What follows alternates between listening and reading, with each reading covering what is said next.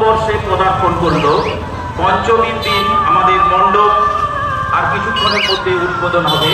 এখন সাংস্কৃতিক মঞ্চে অনুষ্ঠান পরিবেশিত হচ্ছে।